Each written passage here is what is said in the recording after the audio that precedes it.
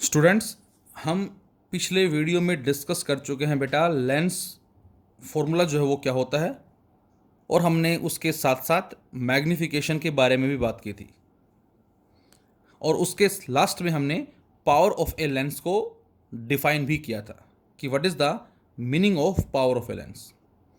तो बेटा इस वीडियो में हम एक्चुअल में देखेंगे कि पावर को किस तरह से हम फाइंड आउट करते हैं, पावर कब पॉजिटिव होगी कब नेगेटिव होगी, और उसके साथ साथ यदि हमारे पास लेंसेज कम्बिनेशन के अंदर हैं तो उस केस में हम उस कम्बिनेशन की फोकल लेंथ या ये कहें पावर को किस तरह से फाइंड आउट करेंगे। कॉम्बिनेशन ऑफ लेंसेज का जो टॉपिक हमारा बेटा ये हमारा इंपॉर्टेंट है एनटीएससी पॉइंट ऑफ व्यू से। सो पावर ऑफ लेंस जैसा कि हमने पिछले वीडियो में डिफाइन भी कर लिया था कि किसी भी लेंस की बेटा वो एबिलिटी, वो करेक्टरिस्टिक्स या ये कहें वो गुण due to which it converge और diverge a beam of light falling on it. तो किसी भी लेंस की वो करेक्टरिस्टिक्स जिसकी वजह से वो या तो कन्वर्ज करे या डाइवर्ज करे एक बीम ऑफ लाइट को जो उस पर गिर रही है। If a lens converges A beam of parallel light rays more strongly, point to be noted, by focusing them closer to the optical center। ये कह रहा है क्या, एक convex lens converge A beam of light, कौन सी light, जो principal axis से parallel आ रही है, मोर स्ट्रांगली। अब इस मोर स्ट्रांगली का मीनिंग क्या होगा, तो आंसर है by focusing them closer to the optical centre. जो लेंस जितनी क्लोजर बीम ऑफ लाइट को कन्वर्ज करता है उसकी पावर उतनी ज़्यादा बताई गई है। It is said to have greater power, उसकी पावर ज़्यादा होगी than another convex lens which focus the same parallel rays at a greater distance from the optical centre. तो जो लेंस जितना ऑप्टिकल सेंटर के नज़दीक लाइट को कन्वर्ज कर देगा उसकी पावर उतनी ज़्यादा होगी as compare to another lens which converts the same beam of light at more distance from the optical center। इसी तरह से कहा गया बेटा ए concave lens which diverges a beam of light parallel to the principal axis more strongly, जो diverse कर रहा है more strongly, is said to have a greater diverging power than another concave lens which diverges the light rays less strongly। जो जितना strongly diverse कर रहा है उसकी पावर उतनी ज़्यादा होगी, जो जितना लेस डाइवर्स कर रहा है उसकी पावर उतनी ही कम होगी। तो कहने का मतलब जो सीधा सीधा हमारा जो आ रहा है बेटा वो क्या आ रहा है।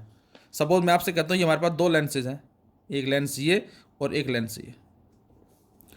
हमने दोनों पे क्या किया, एक सेट ऑफ रेज को डाला कुछ इस तरह से, इसने इसको यहाँ मिला दिया तो ये क्या कहलाएगा, फोकस। और दूसरे वाले ने क्या किया है, दूसरे वाले ने यहां मिलाया इस तरह से। तो आपको साफ साफ नजर आ रहा है बेटा यहां पर फोकस ये होगा, इसको F1 बोल देता हूं, यहां फोकस ये होगा F2 बोल देता हूं, इसको C1 बोल देते हैं, इसको C2 बोल देते हैं। तो बच्चों यहां से यहां तक डिस्टेंस क्या हो जाएगा, फोकल लेंथ, और यहां से यहां तक का डिस्टेंस भी फोकल लेंथ। इसको स्मॉल F1 बोल दें और इसको स्मॉल F2 बोल दें। तो यहां पर डिस्टेंस कम है by focusing closer to the optical centre having a great power, power ज़्यादा होगी, पावर ज़्यादा होगी, और इसकी जो पावर है वो लेस होगी। तो पावर ज़्यादा है जबकि फोकल लेंथ कम है, फोकल लेंथ ज़्यादा है जबकि पावर कम है। तो मैथमेटिकली बच्चों हम ऐसे भी कह सकते हैं क्या, the reciprocal of focal length is known as power. तो बुक में हमें आई थिंक यही गिवन होगा क्या, कि पावर जो है वो कुछ और ना होके फोकल लेंथ का रेसिप्रोकल होता है। अब यदि पावर फोकल लेंथ का रेसिप्रोकल है तो लेंस मेकर फॉर्मूले से हमारे पास था बेटा 1/f equal to mu -1 into 1/r1 minus 1/r2। अब उसी को 1/f को हम क्या लिख सकते हैं, p लिख सकते हैं। तो उसी फॉर्मूले से p बराबर किसके आ गया बेटा, mu -1 into 1/r1 minus 1/r2। तो यदि पावर आपसे पूछे लेंस के रेस्पेक्ट में तो ये यूज कर लेंगे, फोकल लेंथ आपसे पूछे तो हम ये यूज कर लेंगे। ये हमारा एक रिलेशनशिप आ गया है। अब बच्चों हमने पढ़ा है कि जब भी लाइट एक मीडियम से दूसरे मीडियम में जाएगी तो क्या होगा, तो आंसर है मीडियम चेंज होने से फोकल लेंथ चेंज होगी, और बच्चों फोकल लेंथ चेंज होने से पावर जो है वो चेंज होगी। जो अभी हमने एग्जांपल लिया था पीछे ये वाला, कि जब हम उस लेंस को वाटर में इमर्ज कर देंगे तो क्या होगा, तो आंसर है फोकल लेंथ इंक्रीज हो जाएगी। अब उसी सेम क्वेश्चन में आपसे कहा जाए what will be the effect on power, तो बेटा फोकल लेंथ यदि इंक्रीज हो गई तो आप बोलेंगे कि सर पावर जो है वो डिक्रीज हो जाएगी, कम हो जाएगी। ये इस बात का मीनिंग होगा। अब फोकल लेंथ कॉन्वेक्स के लिए पॉजिटिव है, so power is positive. Focal length concave के लिए नेगेटिव है, सो पावर इज नेगेटिव। तो जो मैं स्टार्टिंग में बात कर रहा था आपसे कि हमारा स्पेक्स जो है उसमें लेंसेज लगे हैं मे बी कॉन्वेक्स और कॉनकेव लेंस। अब जिस बच्चे के आई साइट जो है वो नेगेटिव में है, मतलब -1, -0.5, -0.75, -2.5, जैसे मेरी -2.5 है तो मेरे स्पेक्स में ये लेंस लगा है कॉनकेव लेंस। और जो नज़दीकी चीज़ों को देखने में जिनको दिक्कत होती है, न्यूज़पेपर पढ़ने में दिक्कत होती है, उनके लिए ये यूज़ होता है हमारा, जो हम आगे स्टडी करेंगे, दैट इज़ कॉन्वेक्स लेंस जो वो यूज़ होता है हमारा। अब बच्चों इस पावर की जो हम यूनिट लेते हैं उस यूनिट को हम क्या बोलते हैं, डाईऑप्टर मीटर। जब हम डॉक्टर के पास जाते हैं और डॉक्टर जो हमारी आई साइट को चेक करता है जिस इंस्ट्रूमेंट के थ्रू, उस इंस्ट्रूमेंट को डाईऑप्टर मीटर बोलते हैं बच्चों, यूज बाय ऑप्टिशियन। और इस डाईऑप्टर मीटर की वजह से ही हमने पावर की जो यूनिट का नाम दिया है बच्चों, डाईऑप्टर नाम दिया है, DIOPTRE, जिसको हम कैपिटल डी सिंबल से रिप्रेजेंट करेंगे। जब भी पावर गिवन है उसके आगे हमें कैपिटल डी गिवन होगा, डाईऑप्टर। तो ये हमारा पावर पॉजिटिव कॉन्वेक्स के लिए, नेगेटिव कॉनकेव के लिए, और यूनिट इसकी हो जाएगी बच्चों दैट इज डाईऑप्टर। अब for a converging lens power is taken as positive, मैंने बता दिया आपको, और कॉनकेव के लिए नेगेटिव लेंगे। अब बच्चों न्यूमेरिकल्स में ये बात आपको याद रखनी है, दिस वन, जब फोकल लेंथ की वैल्यू 1 मीटर है जब फोकल लेंथ की वैल्यू 1 मीटर है बेटा, तो पावर को हमने 1 डाईऑप्टर का नाम दिया है। Hence 1 dioptre is the power of a lens of focal length 1 metre. जब लेंस की फोकल लेंथ 1 मीटर है उस केस में ही बच्चों पावर को हम 1 डाईऑप्टर बोलेंगे। लेकिन न्यूमेरिकल्स में हमें फोकल लेंथ मीटर में गिवन नहीं होगी, फोकल लेंथ दे देगा आपको और पावर पूछेगा डाईऑप्टर में। तो उस केस में हमें क्या करना पड़ेगा, यदि फोकल लेंथ सेंटीमीटर में है तो बेटा तो P = 1/f which is in centimetre. हम इस सेंटीमीटर को रिप्लेस कर देंगे 10⁻² मीटर से, और -2 पर चला जाएगा तो क्या आ जाएगा, 100/f। तो इस सिचुएशन में हम बच्चों लिखेंगे क्या, 100/f। जब भी आपसे कहा जाए कि फोकल लेंथ जो बेटा वो 25 सेंटीमीटर है, फोकल लेंथ 25 सेंटीमीटर पुट कर दें हम यहाँ, 25 पुट करते ही 25 चौक 100, तो पावर हो जाएगी 4 डाईऑप्टर। ये इसका मीनिंग होगा। And now we have the combination of thin lenses in contact. अब बच्चों हमारे पास लेंसेज जो है वो कॉम्बिनेशन में है। आपने डिफरेंट टाइप्स के कैमरेज के बारे में सुना होगा, DSLR कैमरेज आते हैं, HD कैमरे हैं, बहुत सारे आ रहे हैं, कैनन के भी हैं, और भी अलग अलग कंपनियां जो हैं वो भी यूज़ करती हैं। फोटोग्राफी के अंदर आपने देखा होगा बड़े बड़े कैमरे होते हैं, बड़े बड़े लेंस उसमें बहुत सारे लगे होते हैं, और जो कि उड़ते हुए पक्षी की फ़ोटो को भी बड़े अच्छे से कैप्चर कर लेते हैं, और बारीकी से आप देख सकते हो उसका एक एक पंख जो वो आप गिन सकते हैं ऊपर से, ऐसा लगता है हमें। उसमें होता क्या है बच्चों, तो आंसर उसमें लेंसेज का कॉम्बिनेशन ही होता है। अब लेंसेज का कॉम्बिनेशन क्यों लेते हैं हम, हमें एक ऐसी क्यों ज़रूरत पड़ी जिससे हमने लेंसेज को कंबाइन कर दिया, तो इसके हमारे पास कुछ रीजंस हैं। और कॉम्बिनेशन में हमारे पास 2 लेंस या 2 से ज़्यादा लेंसेज भी हो सकते हैं। तो इसको लेने का हमारा जो पर्पस है वो क्या है बेटा, first to increase the magnification of the image, हम उस इमेज की मैग्निफिकेशन को इंक्रीज करना चाह रहे हैं। Second, to make the final image erect with respect to object, जो फाइनल इमेज मिली बेटा हमें उसको सीधा बनाना चाह रहे हैं ऑब्जेक्ट के रेस्पेक्ट में।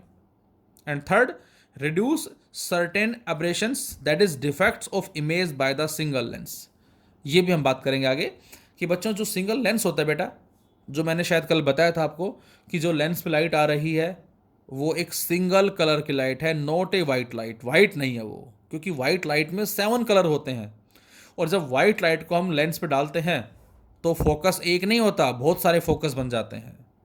रेड का अलग होता है, येलो का अलग होता है, ग्रीन का अलग होता है, ब्लू का अलग होता है। तो यहाँ जो हम डायग्राम लेते हैं बेटा, इन सभी डायग्राम में ये वाइट लाइट नहीं है। जो डायग्राम हमने लिया है, ये वाला लिया है, जो भी लिया है, ये वाला लिया है, ये एक सिंगल कलर की लाइट है।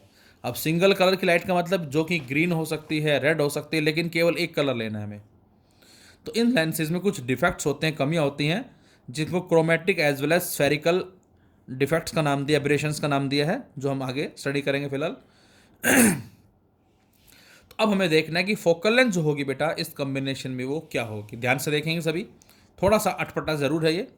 अगेन डेरिवेशन आपको नहीं करना है, केवल आपको फॉर्मूला जो वो याद रखना है। 12th के लिए डेरिवेशन इंपॉर्टेंट है। First, both lenses are convex. हमने अपनी तरफ से दोनों लेंसेज को कॉन्वेक्स मान लिया और दोनों को इस तरह से ज्वाइन कर दिया, और ओ जो बेटा ये हमने मान लिया ऑब्जेक्ट। अब इस लाइट चलेगी, लाइट चली और सेकंड फर्स्ट लेंस पे गिरी। इसकी फोकल लेंथ को आप f1 मान लो और इसकी फोकल लेंथ को आप f2 मान लो, और बेटा इस पे ये आ जाएगा नॉर्मल। और जैसे लाइट रेयर से डेंसर में जाएगी, बैंड टुवार्ड्स द नॉर्मल, नीचे मुड़ जाएगी, इधर मुड़ गई। अब यदि बच्चों हम ये लाइट किस पे गिरेगी, अब सेकंड पे गिरेगी, क्योंकि बीच में बिल्कुल नेग्लेजिबल ही डेंसर रेयर मीडियम है। ये डेंसर थोड़ा सा ही रेयर मीडियम है, उस थोड़े सो को नेग्लेक्ट कर दिया, and we assume that is this is complete denser medium. अब यदि मैं आपसे ये कहूं कि आगे तक सारा मीडियम डेंसर है कंप्लीट, तो बताएं ये जो लाइट रिफ्रैक्ट हुई इधर, ये कहाँ जाके मिलेगी? तो बच्चों ये मिलेगी यहाँ जाके, जिसको मैंने आई डैश लिखा हुआ है, ये यहाँ मिलेगी। यदि कंप्लीट आगे तक मीडियम डेंसर है तो उस केस में लाइट जो है वो यहाँ आके मिल जाएगी। तो इसका मतलब इस ऑब्जेक्ट की आई डैश जो है वो क्या होगी बेटा, इमेज होगी। कब? जब हम फर्स्ट लेंस को कंटिन्यूस मानते हैं तो डायग्राम में यही बात हमने लिखी है। क्या? Let C1 C2 be the optical centre of the two thin convex lenses L1 L2, जो हमने लेंसेज L1 L2 माने हैं, held coaxially in contact with each other in air. Let a point object O be placed on the common principal axis at a distance OC1 equal to U। ये OC1 distance है बच्चों, जो कि U के बराबर है। The lens L1 along would form its image I dash, जो इसकी इमेज को I dash जो है वो बन रही है L1 की वजह से। तो अब जो हमारा लेंस फॉर्मूला है बेटा वो है 1/v minus 1/u equal to 1/f। तो U की जगह तो U लिखा, V की जगह V डैश मान लिया, और F की जगह F1 ले लिया हमने। तो 1/v डैश इमेज का डिस्टेंस माइनस 1/u ऑब्जेक्ट का distance equal to 1/f1, equation first. लेकिन बच्चों ये इमेज कब आई? जब हमने मीडियम को कंटिन्यूस माना है। क्या ये कंटिन्यूस है? तो आंसर होगा नो, ये कंटिन्यूस तो नहीं है। इसका मतलब बच्चों ये हुआ कि यहाँ जो इमेज आई डैश है बेटा, ये एक्चुअल में दूसरे लेंस के लिए ऑब्जेक्ट का काम करेगी। पॉइंट टू बी नोटेड, पहले की जो इमेज है वो दूसरे लेंस के लिए ऑब्जेक्ट का काम करेगी। तो अब जो वी डैश होगा, ये वी डैश सेकेंड केस में यू बन जाएगा, वी डैश सेकेंड केस में यू बन जाएगा। और अब ये लेंस यहाँ तक है। अब लेंस F2 जिसकी फोकल लेंथ है बेटा, मीडियम कंटिन्यूस नहीं है, तो अब ये जो लाइट है, जो लाइट एक्चुअल में यहाँ मिल रही थी पहले, अब वो यहाँ ना मिल के यहाँ आ जाएगी, क्योंकि सेकेंड फेज के लिए ये नॉर्मल आ जाएगा। अब डेंसर से रेयर में आएगी तो इधर ना जाके bands away from the normal हो जाएगी और आई पे आके मिल जाएगी। तो आई पे आके मिलने का मतलब ये हमें फाइनल इमेज मिलेगी। दूसरे लेंस की वजह से लेंस इमेज मिली, लेकिन इस आई के लिए आई डैश जो है बेटा वो ऑब्जेक्ट है। तो पहले की इमेज दूसरे के लिए ऑब्जेक्ट, दूसरे की इमेज तीसरे के लिए ऑब्जेक्ट, तीसरे की इमेज चौथे के लिए ऑब्जेक्ट, एंड सो ऑन। और इस तरह से जो कमियां रह जाती हैं पहली इमेज के अंदर उन कमियों को दूसरा लेंस पूरी करता जाता है और फाइनल इमेज जो है हमें वो बेटर मिलती है, अच्छी मिलती है, जो हम बात कर रहे हैं अभी। तो सेकंड केस में मैंने लिखा now I dash would serve as virtual object. अब आई डैश जो बेटा ये वर्चुअल ऑब्जेक्ट की तरह ट्रीट होगा, किसके लिए? L2 लेंस के लिए, which form a final image I at a distance v, और ये फाइनल डिस्टेंस जो है बेटा यहाँ से यहाँ तक का उसको हमने v मान लिया। अब सेकंड केस में क्या करें हम? 1/v minus 1/u equal to 1/f। 1/v image का डिस्टेंस आ गया, माइनस 1/u। अब बेटा u जो है सेकंड लेंस के लिए वो v डैश होगा और फोकल लेंथ उसकी f2 है ही। इक्वेशन फर्स्ट आ गई, इक्वेशन सेकंड आ गई। क्या करें? इस फर्स्ट को और सेकंड को हम क्या कर दें बच्चों? ऐड कर दें। अब जैसे इनको ऐड करेंगे बेटा, ये minus 1/u sorry plus 1/v dash, ये माइनस 1/v डैश, दोनों कट जाएंगे। लेफ्ट में क्या आ गया? लेफ्ट में आ जाएगा बेटा यहाँ से 1/v माइनस 1/u, उसके बाद 1/v minus 1/u। Right side में क्या आ गया? 1/f1 plus 1/f2। अब बेटा 1/v माइनस 1/u होता किसके बराबर है? तो आंसर 1/f के बराबर होता है।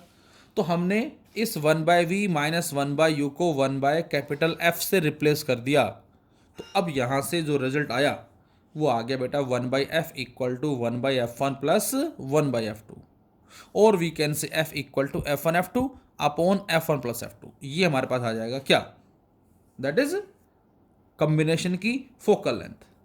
लेकिन ये तो तब आएगी जब दोनों लेंसेज क्या हों? कॉन्वेक्स हों।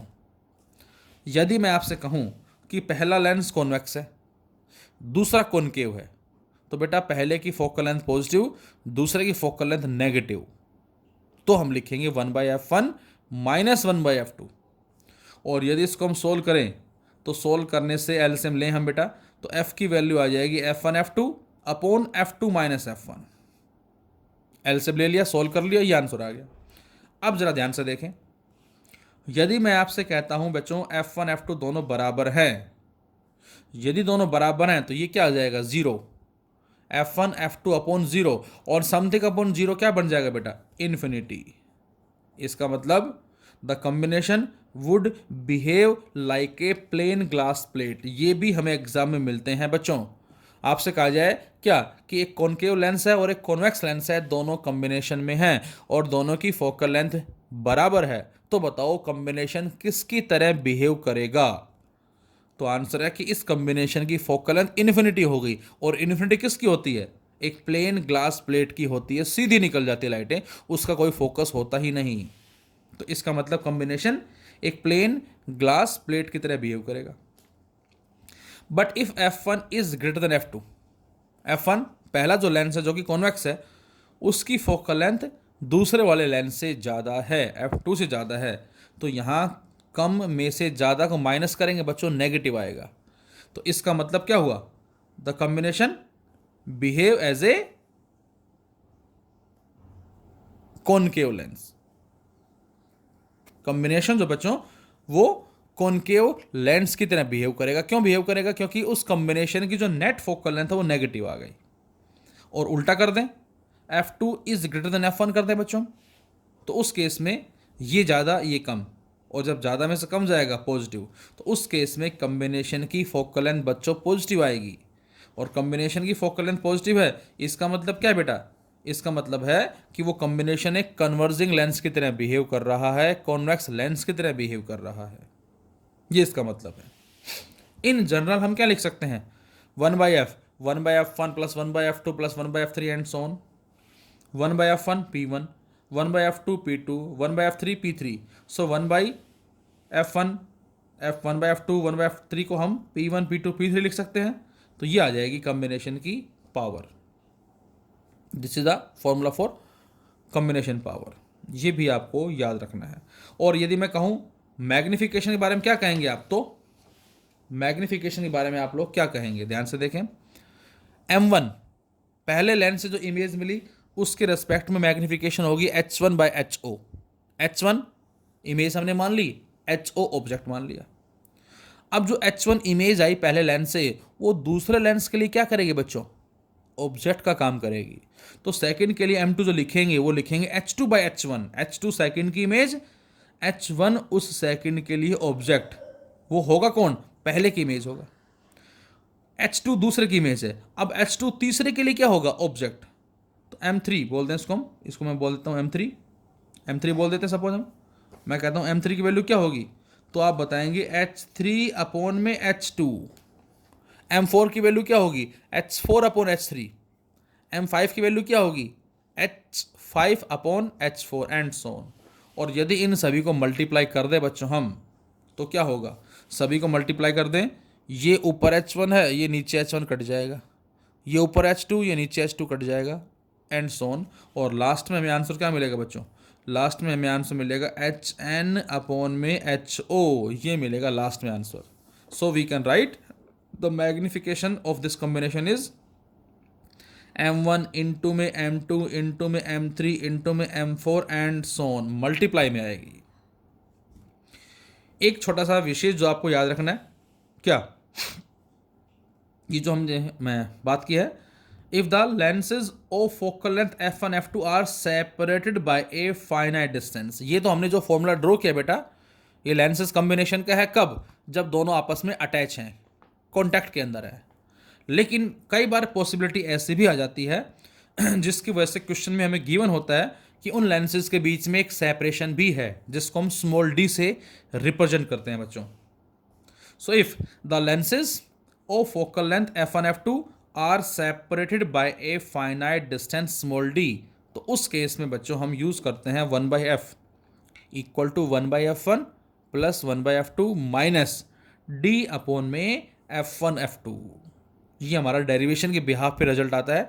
फिलहाल अभी आपको रिजल्ट ही याद रखना है, 1/f इक्वल टू बच्चों 1/f1 plus 1/f2 minus d upon में f1 f2। ये हम कब यूज़ करेंगे, जब कभी लेंसेज जिसकी फोकल लेंथ f1 f2 है उनको सेपरेट किया गया है एक फाइनाइट डिस्टेंस से, उस केस में। और यदि कॉन्टैक्ट में है तो फिर हमारा ये फॉर्मूला आ जाएगा 1/f equal to 1/f1 plus 1/f2 plus 1/f3 and so on, इस तरह से। Thank you.